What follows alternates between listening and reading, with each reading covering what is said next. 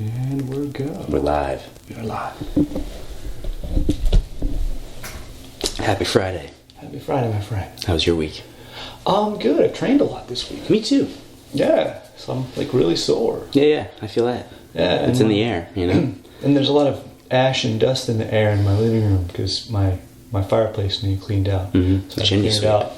Well, no, we had the chimney sweep come, and then so we're using the fireplace again, and now like I had to breathe in some ash, and so I'm all like Yeah. asthma-y this week. Yeah. Breathe it out a little bit. Yeah. So other than that, I'm good, man. But yeah, got a lot of training this week. Feeling good. Basically smoked like 50 packs of cigs right to the face when the chimney gets fucked up. Pretty much. Pow! Yeah, you know, I'm sensitive. I'm sensitive. to Right, this. right. Yeah, you know. We have the classic 2 Roasting Joes. Front Porch Blend. Front Porch Blend. Got cacao, and coconut oil. Cacao and coconut oil. Ooh, so good. Throwback, delicious. Yep. It was snowy and cold. And I was like, you know what? Get Yeah, this stuff I today. finished off my bag of Snow Angel this morning, so it's always a sad day when you finish off the Snow Angel. I got plenty left. Yeah. In fact, I'll probably give you a bag today. Yeah, you don't have to. You I mean, I just have. We have to go to the store tomorrow. I'm just saying I ran out today. It but, might, you know, it might that's part be of gone now. Fuck, you're right. Mm-hmm.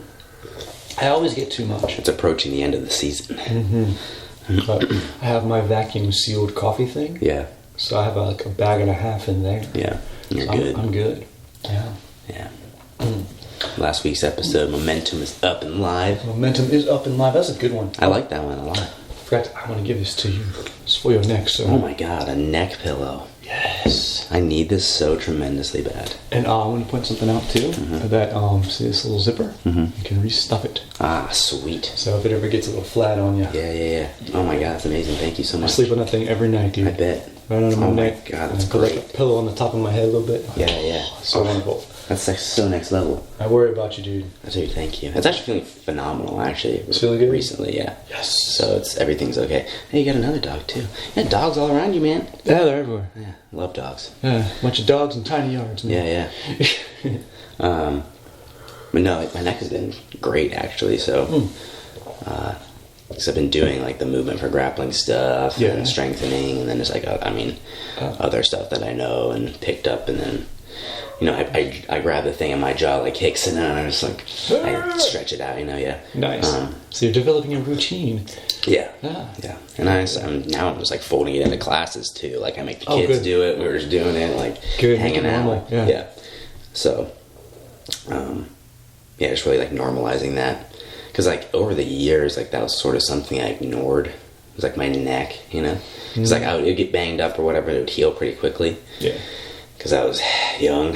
Yeah, because you're so old. But I'm noticing, you know. You got some miles on you. I noticed the edge is, you know, has some chips in it, you know. Yeah, you got a few miles on you. Yeah. Now. So like,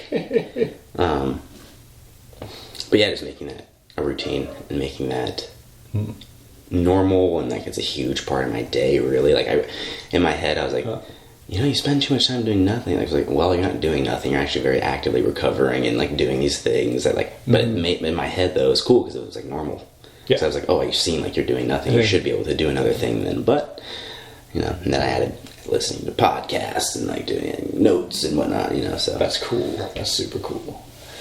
I was just like think back to when like you hear about like Bruce Lee like doing splits and reading a book and reciting whatever. I used to do that when I watch basketball games, man. Yeah. Do splits and watch basketball games. Yeah. What we getting into this week, dog? We get into this week. So I've been reading Richard Branson, Losing My Virginity. Yeah. Every night before bed, so I read like 2 or 3 pages. But I wanted to read a little bit of the passage of chapter 15. Yep. Right at the beginning. All right. So here we go. Take my glasses off. I can't see with them on. Alright, so I'm often asked why I go in for record-breaking challenges with either power boots or hot air balloons. People point out that with success, money, and a happy family, I should stop putting myself and them at risk and enjoy what I am so lucky to have. This is an obvious truth, and part of me wholeheartedly agrees with it. I love life. I love my family, and I'm horrified by the idea of being killed and leaving Joan without a husband and Holly and Sam without a father. But another part of me is driven to try new adventures, and I still find that I want to push myself to my limits. All right, so, all right, I'll read the whole thing. That's great. Go deep. If I were to think about it more carefully, I would say that I love to experience as much as I can of life. The physical adventures I have been involved in have added a special dimension to my life that has reinforced the pleasure I take in my business. If I had refused to contemplate skydiving, hot air ballooning, or crossing the Atlantic in a boat, I think that my life would have been the duller for it. I never think that I'm going to die by accident, but if I were to die, then all I can say is that I was wrong and the hardened realists who kept their feet on the ground were right. But at least I tried. Apart from the thrill of the actual event, I love the preparation for it. A tremendous sense of camaraderie builds up within the team when we're preparing for a challenge. And if we're going after a record, there is not only the technological challenge, but also a great feeling of patriotism as the public cheers us on. There used to be a great many British explorers, all in the best tradition of Scott of the Antarctic, and I feel proud to follow in their footsteps. All right, so. Yeah. I want to talk about that today. I like it. Just. That's a lot. You having experiences, like actual experiences in life, rather than, you could die, you could get hurt, you could fail, but at least it was real. Yeah. Yeah. Like, I don't know. Yeah, let's go there. Okay. Yeah, no, totally. So, it's funny because, like, recently, like, I felt, like, restless. Like, I'm in need of an adventure now, you know? Like, yeah, I feel you. So, and that, like, up and coming is going to be competing and kind of, like, running around and doing that a little bit again. But I also need, like, something else, you know? And, like, a couple of things here that just didn't, like, work out. You know, like, I tried to make them work out and, like, it didn't just pan out the way I needed it to. Yeah. So I'm still, like, it's almost like I'm anxious to, like, do an event, you know what I mean? Like, do an event, but I don't want to, like, force one. You know, you can't force one. Yeah. You know? Granted, you have to plan for certain things and whatnot, but you can't just, like, force that experience. But I automatically think, just when you bring that up, like, experiences of traveling around and training and competing and doing different things with different people and just seeing different things. Yeah. And it was like, that was a huge drive behind why I would work a shitty job to, like, have enough money to go train and whatever, you know. Like, everything was just for training. Yeah. But so you could go travel and do things and go hang out with this person and go to that tournament. And, and those are some of the most, like, enriching experiences, you know, like going to New York and running through Times Square and seeing crazy shit and being, like, just packed into Times Square like sardines, you know. Oh, yeah. Just interesting, fun, different stuff like that. I don't know, just in Iceland, you know, and the Iceland thing, different things. You know, and in this upcoming year we'll do different stuff, so. But all those things wouldn't have happened without wanting to get out of my comfort zone. It was easy to stay and do whatever and, like, get a weird, comfortable job or whatever. And but I just have it enriching life of, Richard Branson's a guy, even at this point, he was pretty fucking rich. This was like 85, 86 at this point in the book. And he's not even close to what he is now. Yeah. But he was kind of at the beginning of, I should jump in that boat, see if I can make it across. Or, I should get in that hot air balloon. Like, I think that's what this chapter is going to be about, is one of those first experiences. But he still wanted to get after it. Yeah. And it's almost like he had the job to make enough money to be able to do the thing he really wanted to do, to be able to get after it. You know what I'm saying? It's just on what seems to be a grander scale, but it's the exact same thing as you and me saving up for tournaments, you know? Yeah. It's the same mindset. It makes life more worth living if you have an adventure. You know, I always say I want to have a good story to tell. You have to live a cool life to tell good stories. Yeah, you have to have. That's the thing, like, and I'll have this internal battle, like, and again, it's just like my routines. Like, I like to go to bed early, like to do this. You know, so like you kind of like get in that. I don't want to say like slump, because it's not a slump. It's a routine that leads to a very productive life, but. You need to break that cycle sometimes, and it's like still a routine. Yeah, you gotta get the adventure in there and fuck it up and mix the machine up. You know, so I should say it's super important to, like, find a way to do that. That's, I mean, again, like you said, like, what scale is it to? you know. And it's, I mean, ultimately it's going to be the same experience. Like, whether we're going across the world in a hot air balloon or we're just going to a big tournament. Yeah. It emotionally, I think they're very similar. Mm-hmm. You have to prepare for it. You have to save for it. You have a team together. You go and you do it. It's, boils down to the experiences along the way. Like, you have this one thing in mind, like if it's a tournament or whatever, like, you're going to go and you're doing that, and so you're very focused on that. But like everything along the way is the best chunks. That adds up. That's the stories. Yeah, and those are the stories, and that's like because you're like staying up late because you're cutting weight. You feel like shit. Your friend is like drunk in the bathtub, like just weird stuff like that. Like. These kind of things do happen. Yeah, exactly. I have a buddy who like passed out in the bathtub once, and like the water was running, and like he was slipping under, and like my one buddy went in and just like turned the water off and like unplugged it. He's just like, "Thank me later." You won't die, but you puke, it'll be easy to clean up. Yeah. So that was just weird, goofy shit. That I wouldn't take back in a second. No, because like you can't. It's like shit you can't make up, and if you do talk about it, people think you made it up. Mm-hmm. And they're like, but like it's totally real. I was a shy kid and reserved person and whatnot. So like, that's again like another way that I wouldn't just like jump into something. You know what I mean? Yeah, it's sort of almost your avenue into adventure. Exactly. If you're a really reserved person, you're not necessarily going to. I won't say not take. You'll still take chances, but personal chances. Yeah. But to put yourself into a group is a way to sort of drag yourself into that group experience. And be like safety in numbers sort of thing, or Yeah, you can almost hide in it, but then you still get to have the experience and learn from it. But you didn't initiate it. You're not the one running it. All that. Yeah. like, I wanted to go to Iceland in 2018. When did I go? 2019? Yeah, I wanted to go in 2018.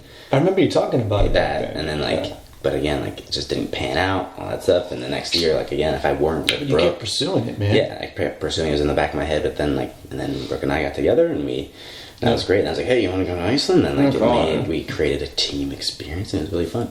Yeah. The process leading up to, and then going there, and then coming back. So, and what kind of ties back in the momentum thing? You didn't let it slip. Yeah, even though it kind of failed right initially. Right, you're like, no, keep going. Well, that was the thing. Like,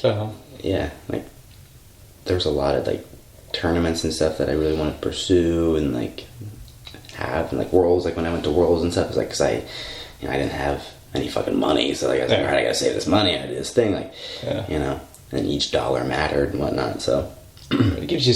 It's so funny. Money is such a funny thing. I don't know how do I want to put this. You're gonna spend it anyway. Yeah. No matter how much you have or how much you spend, yeah, it's all going to go away regardless. And that's even on the other side of that too. Like I know that part of it, but I also had to convince myself like there's gonna be more money coming in. Yeah, and there's always. I'm not like an invalid. Like I'm not checked out of society like at the moment. So I don't know. We kind of are, but yeah, well, like, a little bit. Productive. We're productive. We're still just not necessarily there. Yeah, we're still doing it. We're doing our part, but like. But yeah, just I don't know. Well, just not like so many people fear that they're going to waste it. Yeah, and it's okay. You have to. What is your idea of waste? Mm-hmm. Like I just got rid of cable because we weren't really watching cable. Of course, right when the UFC goes on ESPN. Yeah, fuck you. But I got ESPN Plus. It's like $5. It's fine. And there's a way it pans out. But like it pans out. Like what am I wasting my money on? I spent a lot of money on training and traveling when I was in my teens and 20s. Yeah, I look back at that. I could have done a lot of other stuff with that money. Exactly. But what the hell else would it have been? Right. Like that's what I wanted to do, and it was fun, and it was just like I look at other people my age haven't had a tenth of the experiences that I have, even though I'm viewed in my age group as I don't know, as a failure in many ways. People don't know how to take me. They're just like, right. You don't make any money. You don't have a job. You don't do anything. And I'm like, all right. Yeah. Where you been? What you done? How many injuries you had? Any surgeries? Yeah. There's always like someone that'll try and discount that sort of thing. Yeah, someone wants to discount it, but then they turn around and they're like, oh, I wish I would have done this when I was young. I'm like, it's like, well, I fucking did, dude. Yeah. Well, that's the thing too. It's like, you see like weird fucking what are they called? The little like infograph things on Instagram, like doofus fucking idiot McGee put it together and slapped it on Instagram. It has like 9,000 likes. That's a whole other thing I can get into. It pisses me off. But like, well, some of those I do like. Some of them are really cool. Some really, of them are good on info. Some are really, the ones that are like, what's good is good. You know what I'm saying? Yeah, what's but bad then is there's bad. also some bullshit propaganda ones. Yeah, but there's no, there was one the other day that I saw. I was like, this is what to eat at McDonald's. I was like, paid for by McDonald's. Like, motherfucker. Like, come on. Get you them chicken nuggets in the milkshake and get the hell out of there. Yeah. Come on. That's the thing. If you're going to go to McDonald's, go to McDonald's, dog. Fucking go to McDonald's. Yeah, I don't really eat out, but if I'm going to go to fast food, I can't go into fucking fast food. Like, don't pretend to be healthy. Right. Yeah. Get some stuff. Don't put on the mask. Yeah. Yeah, come on. Yeah, like money is just a really interesting aspect, and I've had to change my relationship with money over the years because,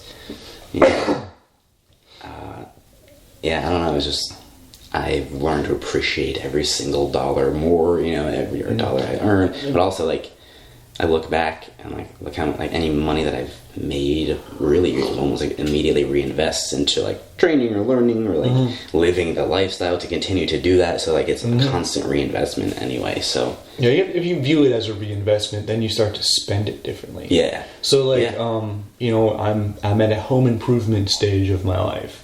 Mike gets to see my home improve all the time, even though it's often a mess. But it makes me appreciate in the future.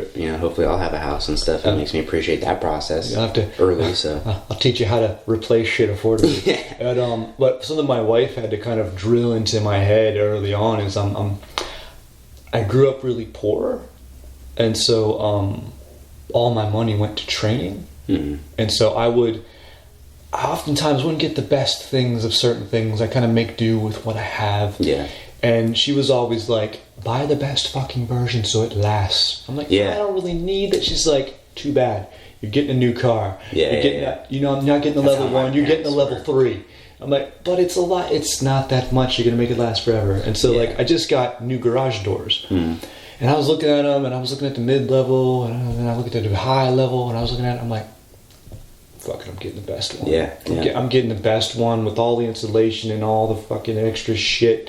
Because my mid-level sort of crappy garage doors are almost 20 years old. Yeah. So what if I get this high-ass level one that's $500 extra? Yeah. Like, it's going to last forever. Exactly. And it's going to be insulated. And usually when you have like that type of shit, it's like covered by some warranty. That's what I'm saying. So it's fucking good. So like, I'm just getting the nice one. And now my wife, like, I do that down because she'll still remind me I was handling it. And before she go to work in the morning, she's like, get the good one, man. Yeah. Just do it. Right. Don't worry about it. And I'm like, I know, I'm doing it. Yeah. I understand that for sure.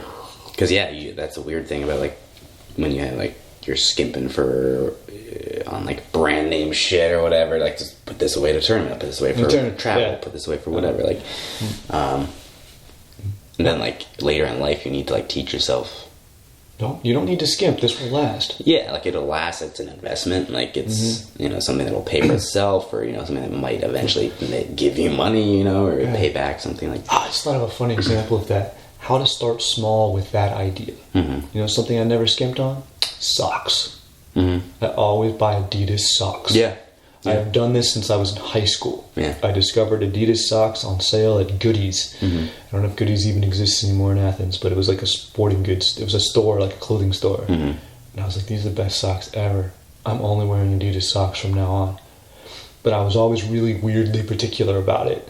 I would buy them in certain places, or I'd find an outlet store and stock up. People would be like, why in the hell do you always wear Adidas socks? I'm like, get a pair.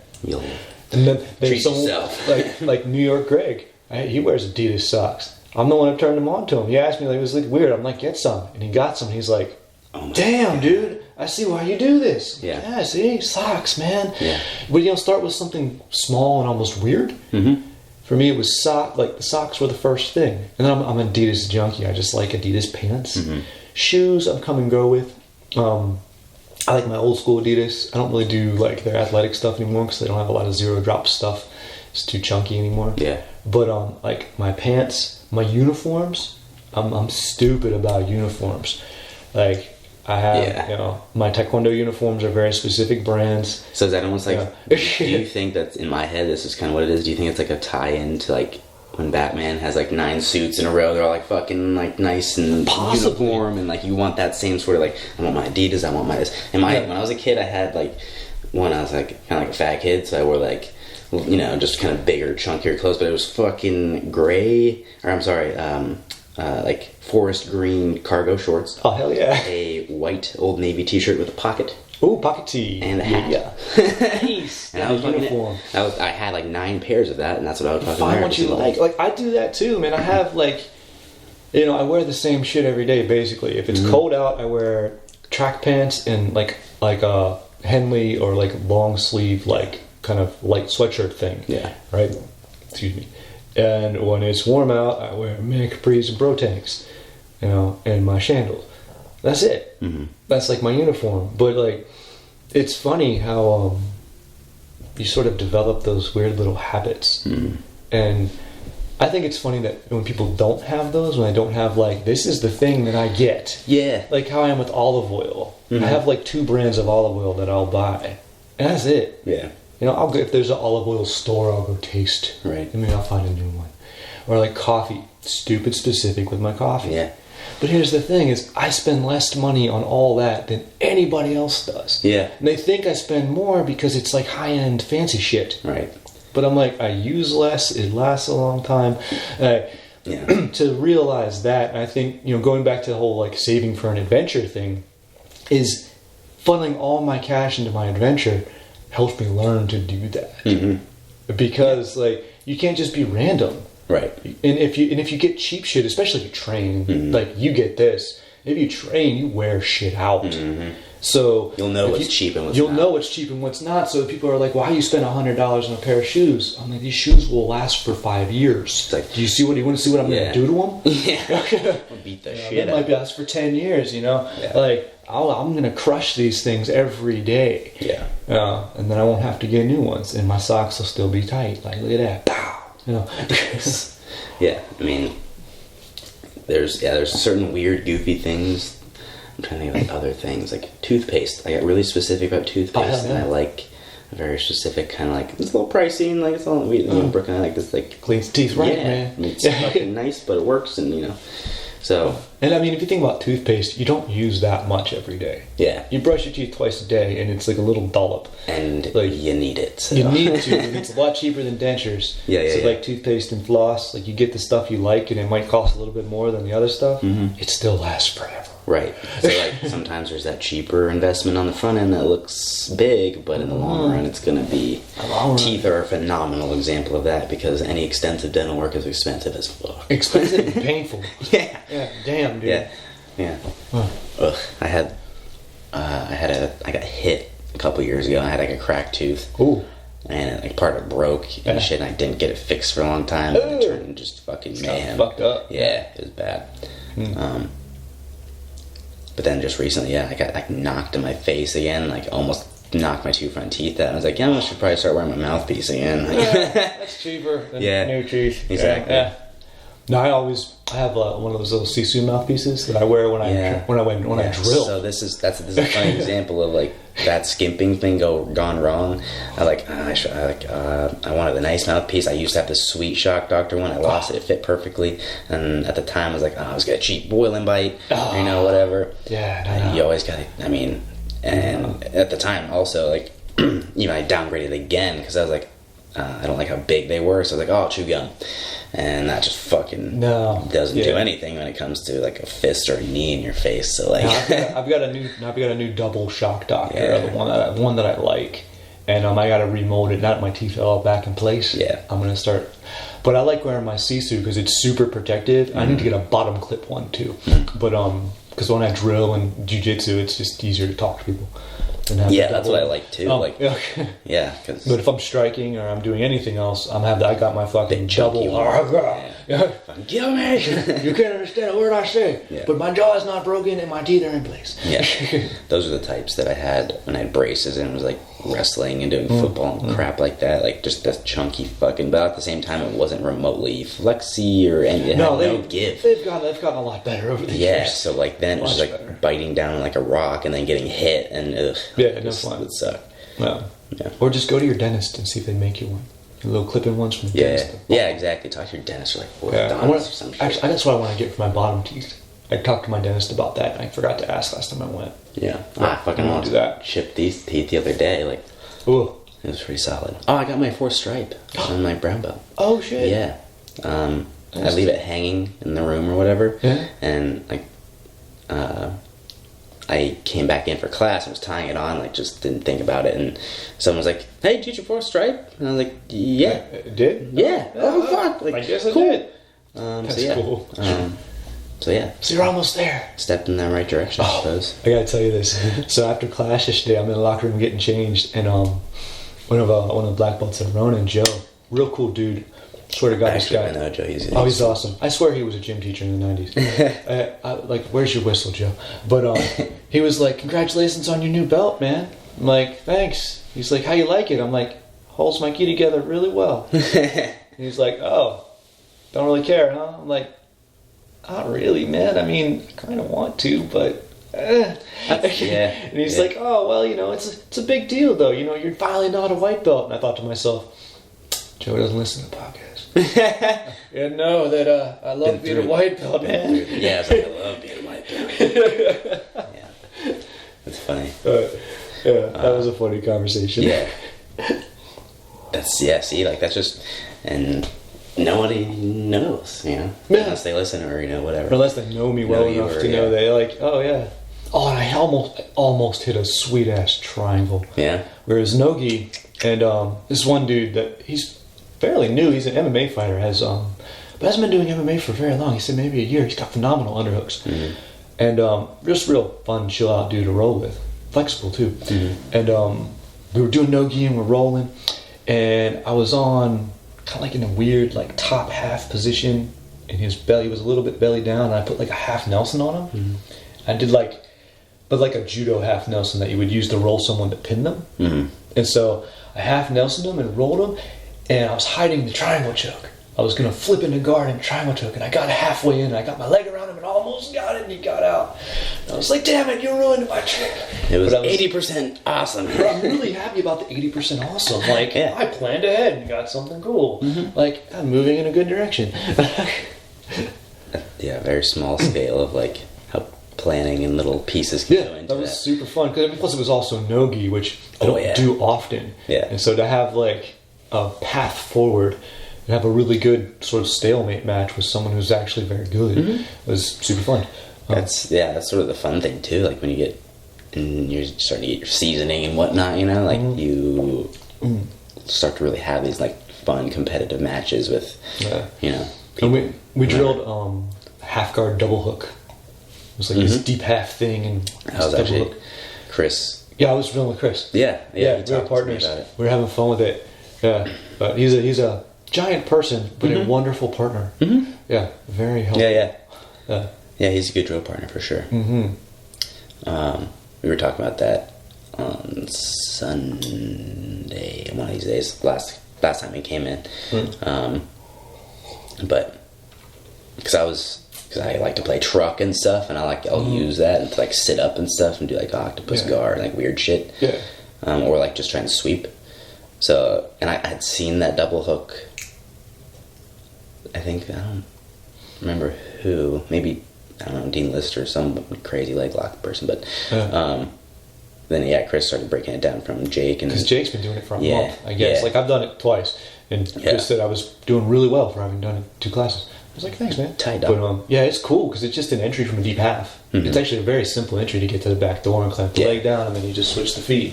Yeah. And even like other reactions too, like knee on belly, knee slice, like that's pretty common. A lot comes off of it. Yeah, it's like it's common. But you know what else he was talking about too that he noticed?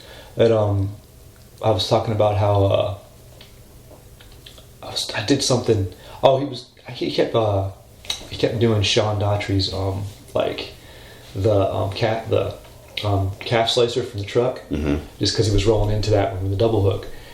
And I was like, oh, I learned that from Sean. Oh, He was like, yeah, so did I. and he was funny. I was talking about how like Sean is the anti-Jake. And he goes, I noticed that too. Everything that Jake does, you can just tie all Sean's stuff into it. Yeah. They just match right up. Yep. And I'm like, yeah. And I'm like, oh, someone else saw it. Cool. It's so cool that there's so many like parallels and puzzle pieces in like terms of people that can teach us stuff in grappling, you know? Oh, I love it, man. So but yeah, cool. when you start to see how two different people that don't necessarily know each other, how do different things, but how there's like a connection.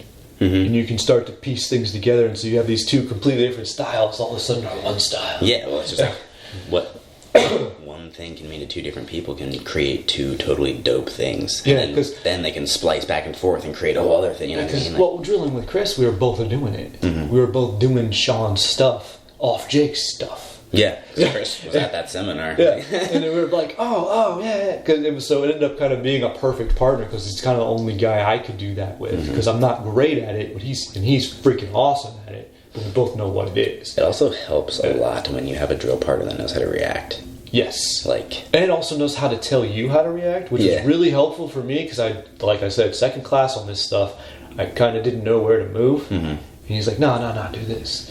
You know, I'll be a better partner and not hurt myself. Yeah. You know, which was like the skyrocketed in my understanding of all of it. Right. It's quite really nice. Having someone who knows how to react and like kind of even like can like mildly correct on the fly because they know what you mean and not what you said. Yeah, that's nice. Yeah, that's phenomenal right there. That's when you know you got your uki. Yeah, that's when you know you're with someone that like you clicked with well. Yeah, but yeah, like he's that kind of partner. Mm-hmm. Yeah, you don't feel like in danger or like you're screwing anything up even when you're screwing anything up. Yeah. Chris has been drinking for a very long time. He's like, dope, man. Yeah. I mean, like some people and other people, like some people don't necessarily get the like recognition and skill necessarily, or you know, or just I think more people should be like, damn, that guy's good, you know. I think everyone should bring each other up, be like, that guy's good, this guy's good, you know, instead of just being like, and I don't know, jiu-jitsu is so internal that sometimes people forget to like bring up other people too, and I've had issues with that entirely my entire early career. So like, I used to have trouble with that, but I did this thing, definitely in Taekwondo after I was a black belt, when I understood enough to be able to break things down and remember things right, is certain moves, like footwork, like kicking combinations or reactions, things, I always try to remember who taught it to me. Mm-hmm. I say, I learned this from this person at this thing, and so there's a story behind a bunch of stuff, and I'll be able to bust out the story. That way I can give someone recognition and kind of like keep the legend alive almost, you know. Yep. But yeah, like I think that happens a lot with a lot of things. Mm-hmm. And I think people just don't realize it. Most of the time just don't realize it. Yeah. You know? I think I think that might be like an American thing or something. Like you don't pay homage to your teachers or elders. Yeah, you know what I mean? Like, so it's like lost upon some people. Mm-hmm. But yeah, I always make it a point to try to remember things. And like I just kind of set it up in my mind that I can't think of it all at once all the time, but when I do one thing, it'll remind me of a story. I'll be like, oh yeah, I learned this from this guy, this thing, and you know, put a history on it. Yeah. And I think as a teacher, that helps people remember it better too. Absolutely. It gives it a context. It gives it an environment. Yeah, it gives it a place to live in your head because it's a story and not just, like, you know. Right now, like I was teaching like some front headlock stuff and like some guillotine stuff, but it was like directly from what I learned from like Gary Tonin and Gordon Ryan at seminar that I went to. Like it was directly out of that. Oh, that's like, cool. You know, directly out of the system. Yeah. So, and that's what I was saying at like the end. I was like, if you don't believe me, you can go talk to them. Yeah. You know. John Danaher's recent post on Instagram about 3 positions that you need to have in jiu-jitsu. Headlock, front headlock being one of them. Pretty good. So if you don't believe me. That's funny. Yeah, it's been a really good week, man. Like, it started off rough, so, like, I'll tell you that. Like, it started off fucking rough until, like, Wednesday. I got you. Like, Sunday, late Sunday to Wednesday, I was just, like, fucking dipping, you know, just overall. So, it was nice to come out on, like, an upswing, finish off the week strong, you know. It's cool. I'm better today than I was yesterday. Yeah. By yesterday, I was fucking dead. Yeah. Just sore, can't breathe, haven't been able to sleep because I'm coughing all the time. But I had an awesome training week. Yeah. I've trained so much this week, and every training session's been phenomenal. I feel great, yet I feel like shit. Yeah. And so I slept better last night. Yeah. I woke up for about an hour and just had some tea and hacked my brains out, and then I was like, oh, I'm good. Yep. I went back to bed. Dude, but yeah. now I feel pretty darn good today. Like I'm on the come up. Yeah, like, me too. The comeback. You know? Yeah, I was and like it's just kind of funny because last week we were talking about like the wave of it. Yeah, we kind of got hit by the down wave. Yeah, I was definitely hitting the down wave, but we're on the upstroke, so yeah, it's good. But I'm just kind of related to last week too. Is I kept the momentum going even though I didn't. Feel it. Yeah, like, that was the thing. Like that was almost what kind of kept the ball rolling. Was like training momentum. I was like, I feel kind of like shit elsewhere, so I'm gonna train like a motherfucker, and then it'll be good, you know. And like, kind of like we're playing with like maces and stuff, and like learning cool things with that. So like that's really fun, and just like a different skill, and just sledgehammers are cheaper. Yeah. We have us. Yeah. I don't have to pay for it, so I don't do shit though.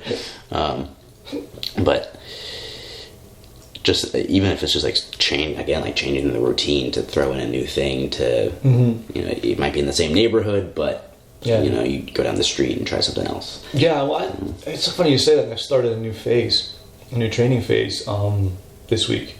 Because I kind of was building it last week, and I kind of went into it. Yeah, I kind of started it on Saturday last week, but this week has been sort of the first full week of the new training phase, which is one of like a new thing to kind of keep you going. And the beginning of a phase is always easier, and so I'm like, it's the beginning of the phase. Everything's really scaled down. I'm just starting new stuff. Like I can train through this. It's cool, and that kind of helped the momentum keep going. It was I think maybe that's something that I know that I've had trouble with in the past, and I've seen trouble in other people. Like when they start something, they're like, I have to have the most extreme. It's like they get the garage door with all this shit, and when they don't need that just yet, you know, they like scale up, start small. They like go for like the Mike Daniels 10-year season approach to this. Yeah, start with the socks, man. Yeah, start with the socks. Start with the socks. Trust the process. Start with the garage doors. You'll get to the garage door. Yeah. And like that's things that that I've struggled with, and like it doesn't work. So you got to scale up. Too much, too fast, you're gonna fail. Yeah. And what was else was I joking with when I was disappointing Joe with how uninspired I was by my blue belt. Yeah. I was like, well, here's a cool upside to it though. It's like I finally got back on a good schedule of training. I haven't been able to train much, and I finally got back, and then like literally the day I come back to regular training, Jake gives me a blue belt. I was like, that was actually really motivating, dude. Felt real good. Yeah. That's a lot. Like that's what I think like a promotion like should be. That's why I don't like. Sometimes people have a great tournament, whatnot, and they throw a belt on them on the podium. Like that's cool and stuff. But I think like it's a fun story. Yeah. It's a fun story, but like at the same time, like I think you should be consistent. Obviously, they're consistently training well and stuff. They're winning a tournament like that, hopefully. Yeah. But like just learning how to like scale up and pick up your skills and like do that all the way up. So like you do that to blue belt, you do that to fucking purple belt, and then you start to break it down to like blue belt, 3-stripe, 4-stripe, purple. Just scale. Small improvements. Just getting that like 1% better every day mentality, dude. That's when my daughter was a little kid, and she was probably 2, 3. I was like, you know what the trick to life is, buddy? She's like, what's the trick, Papa? Because anytime you see what she does this all the time, it's get a little bit better every day. And so like we'll look at each other and be like, and that's the trick. That's I like top of the year. I just like reiterate rules and stuff with like kids, just like wear your shoes in the bathroom, and then at the end of the attack, and just like get a little better each day. And they're like, there's a new rule. And I was like, yeah. And like, look at that. And they're like, and then we talked about like, what do you think that means? Blah blah blah. So like, trying to spread that seed early, Yeah, get the idea and the growth mindset, dude. Yeah, growth like mindset. Just get a little better. Set yourself up. So set yourself up for success, not the failures. Yeah. Or set yourself up to fail forward, right? Yeah. Absolutely, and I've done that too. Yeah, do that all the time. Yeah. And that always kind of brings me back to that Theodore Roosevelt quote. Among the timid souls. I have that hanging in my living room. I got that. Someone gave me that going into my first kickboxing match, this little card with that. Oh, neat! A little card. That's cool. Yeah, and had that on there. It was really cool, and like I've always had it. It sits on my. I have a big painting. Well, it was like a reprint, obviously, of a painting of a boxer knocking another boxer out of a ring. Yeah. I had that tucked in the corner. That's very cool. But yeah, that speech is called "The Man in the Arena." Yeah, it's very famous. Yeah, popular among combat sports. Yeah. But I mean, Teddy Roosevelt was a combat sports athlete. That's the kind of guy who got experienced. You know what I'm saying? I mean, you look at his history, like when his wife and his mother die on the same day, and he just goes, "Fuck it, I'm leaving." Goes into Rough Riders. Yeah, dude. You know, does all that, and then separated a retina in the White House boxing. Yeah. Like lost that sight in one of his eyes. Yep. Just boxing in the White House. I don't give a shit. Yeah. Brought jiu-jitsu people into the White House, and then really? and quoted to his son that jiu-jitsu is superior to wrestling. Yeah. Like, whoa, damn, it ended. I mean, that's a long time ago. Yeah. So, talk about someone who had that mentality and then took it to the fucking hill, you know? Extreme, man. And that's someone who was, very limited as a kid physically, and but he took that kind of impingement as a child and blasted into adulthood, just into a robust, massive personality, and that was one of the greatest presidents of the United States of America. Quite possible. Yeah, he's definitely in the top 3. Yeah, for sure. Even if you don't agree with his political whatever, his politics, all his other shit was badass. I don't really care about that shit. I've read a couple biographies and stuff, and that shit was pretty dry. Yeah, all the other stuff was great. Yeah, it's his hunting journals and crazy shit like that. Yeah, he's a badass dude. Yeah, and I don't know, it's just people and just. Don't get me wrong, because we're in the combat sports realm all the time, so where we live, so that's kind of normal. And you see someone come in, they're going to develop the grit that they need to do those type of adventurous things through martial arts. You know what I mean? You get certain people, you're this is going to help them so much to that's going to propel them. So because it did for me. I know that. Yeah, for me as well. Without martial arts and training, I never would have been able to do the things. Dude, I don't even sometimes I don't even thinking about what it would be like if I didn't do any of this shit. I've done that before. I'm no. Sometimes you look back and get blue about whatever bad shit happened. Then you're I don't know if I'd have it any other way. I've changed fucking certain things here and there, obviously, but this is what I wanted to do as a child, sort of, and then I just kind of got older and older and older, never grew up, and this is here we are. So, I'm not dead or in jail, so hey, keep the ball rolling. Success. Yeah. Low. It's very small scale, so we're scaling up. Scaling up, getting better. Bars rising. Yeah. But the next holiday coming is freaking Valentine's Day, dog. Yeah. I already got my cake ordered, baby. Yeah. Slice. I was thinking about it. I was thinking about getting. Well, I'm not going to spoil any surprises, but I was thinking about it. All right. So, I might get some cake for myself too. But. Yeah. But yeah, it's just, I don't know, we were in that downslope. So I were a couple episodes ago talking about just the atmosphere and other shit going on around us we can't really perceive and know. There's shit shifting around. When that momentum kicks, it might kick you into that downswing. Yeah. Initially. And then, but it's gonna fucking propel you the arrow draw back shoot thing, that whole fucking adage. Sometimes you get smashed by the wave. Yeah. You still end up on the beach. Exactly. It's sort of the same thing. So and people perceive, and obviously change can be uncomfortable and stuff, but and I don't want to say I'm. Certain people can be callous to it, and they're just fuck it, whatever. They adapt well. That's great. Yeah. Certain people can be very, they dig their heels into it. It's nah, dude, flow with it a little bit. You need that. Don't dig in. Yeah. It's cool. It's good. Again, because of past things that were similar and didn't go well, so they're fuck this. I understand that entirely. But parameters are different. Things are different. People are different. Yeah, learn from the experience. And, that thing too, you react differently. Even if you're, it's good that you're recognizing this. You can choose to react differently. Yeah. That's a weird thing to learn because you can say that to do it. Yeah, to practice it. To practice it. But then having a big adventure can help that. Absolutely. Even if it just gives you an anchor point in your life of, I did this cool ass thing. Mm-hmm.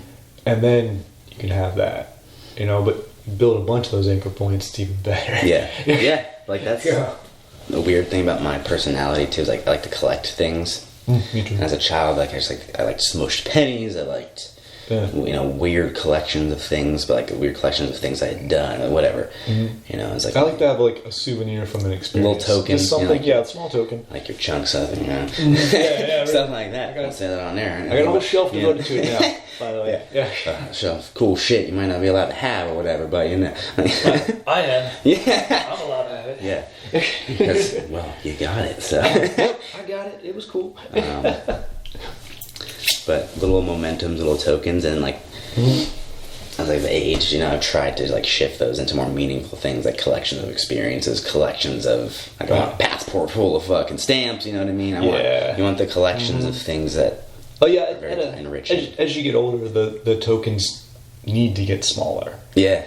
Because then you need to have space for them, right? If you want to be able to keep them and have them, So starting at just like the youngest age that I can remember up till now, I've always had a tiny little box of my shit that I keep away. That's my little trinkets. Oh yeah, I have trinkets from when I was a baby till what movie when I was a kid. Like weird, like it's like a time capsule almost. You look back like, what the hell is going on? My memory box. It's just I have an old ass cardboard box. I think everyone has their when weird. I was a little kid. Their weird box of things. They're like, I can't throw that away. I actually went through it a few months ago and picked out all the Taekwondo stuff out of it. Mm-hmm. And I have all the Taekwondo stuff in like another box now. Yeah. So I was going to make a poster, and then I was like, I got too much shit for a poster. Mm. I need to make a scrapbook. So I've been kind of collecting that stuff again. And it's amazing how much of it I still have. Mm-hmm. Just little flyers and pictures. Yeah. And, you should like laminate them or like do something that really... Yeah, I want to put them all together somehow. I have a friend who scrapbooks really well. I'm going to just give it to her. Like, make this awesome. Because she can make it awesome. Man, I have mad respect for people who can do that. Just like, here, make this awesome, and then just like make it sentimental and all. Like, I can't necessarily always do that. Like, I'm not great at that. I mean, you're great. So you're a great intuitive gift giver. Like, you can do that. I can do that. You're fucking phenomenal at that. I'm not good at that either. Like, like just certain things like that. Like, everyone has their own like spin of like meaningful things. I mean, not everybody. Lots of people. Yeah, some people are callous dickheads. Yeah, like, don't get me wrong, or they're just oblivious. I've been blessed to be around a lot of like phenomenal people, and like that's the kind of thing too. You're aware of it. Yeah, you have gratitude and empathy. Yeah, which I think leads to being a good friend, being a reliable, being a go-to person, being a guy people can call or talk to, or just you show up with something little like that Batman keychain you gave me. It's fucking awesome, dude. Yeah, like little things, It's hanging on the wall. Yeah. Exactly. Like that little card. Like I have that. Like little things. Like it doesn't have to be like. It doesn't have to be anything major. Or even like when people spend tons of money on a gift or whatever, and there's no meaning behind it. It's just like it's got me a thing. Gift. It's just like it doesn't buy love, motherfucker. I had one. Let's talk about like cool little gifts. I had a student long ago. His parents were he's Japanese, and he was moving back to Japan. It was so sad. I love that kid. But he got me this pen set. It was a pen and a pencil, and they were like really nice. Mm-hmm. I still have that. Oh, they're so awesome. Always have it. Oh, they're so cool. But like, I remember him and this whole story behind that. But like, when he went back to Japan, he was really sad because he grew up in the States, but he was still little. He was probably 8 or 9 when he gave this to me. And it'd be funny when I go to Japan if I see him. That'd be nuts. No, dude. It probably happened. It happens to me all the time. But but like just a cool little thing like that. That was a super like heartfelt gift. He was just trying to find something cool to give to his Taekwondo teacher. Yeah. And it was just a neat thing. Mm-hmm. But I have a lot of stuff like that. Like the on the wall going on the steps, that drawing of Bruce Lee. Mm-hmm. One of my students gave me that for Christmas. That's sweet. Yeah, he found it at the fair or something, and was like, I knew you'd like this. I'm like, yes, I would. I kept it for years, just sort of in a box, like it's gonna hang on the wall one day. Yeah. And then I finally, got it. I have a lot of stuff like that. That's awesome. Yeah. There's so many things like that. Like, for instance, like even when I worked at the Y, right? Mm-hmm. And when I did that or that phase of my life, However, like, there's a lot of phenomenal people there, like, that did really nice things for me. Like, there's this really old lady who gave me summer sausages around Christmas, and like, that was great. Like, that was the most meaningful, wonderful little gift. Oh yeah, man. You know? Yeah, like when I was like a personal trainer, I had a lot of people like that. Like Yeah. the job itself sucked, but the clients were great. Yeah, The people were so cool. They would bring you cool stuff. Yeah, and like just Feed you. Yeah, Yeah. people were great. So like, you can't like shit on that regard at all. So like, so that brings me to the point of like the people along the way and like along the ways on those adventures. That's the funnest part of the adventure is the people you meet. Yeah, people you meet, the people that are helping you. Because like, I don't care who you are, but there's people helping you out. Like a lot somewhere. Yeah, somewhere. Everyone. Because even if you're like a lone soul in the universe, the universe is going to send you someone to help you out. Something. Yeah. Like, Even if it's just like one time I got lost in China, and some dude spoke a totally different dialect of Chinese than I did. Just grabbed me and was like, "No, get on this bus." And no, go that way, and like got me home. Yeah, see? I'm so grateful for that guy. That was your guardian angel, bro. Yeah. Weirder aspect of a story like that. Me and my buddy, we just got into New York City, right? Yeah. Boom, for a tournament, whatever. We both had to pee so bad, right? But every place, we couldn't find a fucking gas station, and like any other place was like, you gotta buy something. They wouldn't even let us fucking in. Yeah. We're like, please, we just had fucking piss. And then this guy out of nowhere came. He's like, you guys gotta pee? He's like, come over here. He's like, unlock this gate to an alley. Like, there was a gated alley, and he's like, he just let us into his alley to pee. And then he unlocked a gate, let us pee, let us leave, unlocked the gate, and walked away. Just That's randomly. awesome. Like, and we're like, That's awesome. like, why? And I was like, I'm sitting there, like, peeing, like, thinking, like, is he gonna kill us right now? Like, we're in his alley, his locked alleyway. This is a solid maybe. We're in a 50-50 pretty chance. rough spot, you know. He's got us literally with our pants down. So. It's the fine line between, like a nice deed and a serial killer. Yeah. So like, but that's just like the next option. Was like, in my head, like the next choice was to run across the street to Central Park and piss there. In my head, I was like, I don't want to do that. I was like, I want to piss in Central Park. It was like a nicer section. I don't want to do that. But this guy was like randomly just came out of kind of nowhere and did that. And we were just like cracking up. That's cool. Yeah, it's very. But like also, why do you have a locked alley? So you can choose to let people pee in it. Yeah. Rather than like everyone is peeing in it. When I go back to New York, whatever, he's like, you owe me a favor. He's like, he's gonna find me. And all right. He's like, dude, all right. I do. You help me out, What do buddy. you need? He's like, yeah. So weird stories, like strange synchronicities, weird things. That's what happens when you put yourself out there in the adventure, man. Yeah. But on that note, I ain't gonna finish up. I gotta teach. Gotta teach. Yeah. Let's do it. It's been a phenomenal week. Heck yeah, man. Have another phenomenal week coming up. So, So it's a good one. yeah. I'm trying to think of anything wrapping up. Cool. It's all good. Let's do it. Keep your copy ready, everybody. Peace in, babies.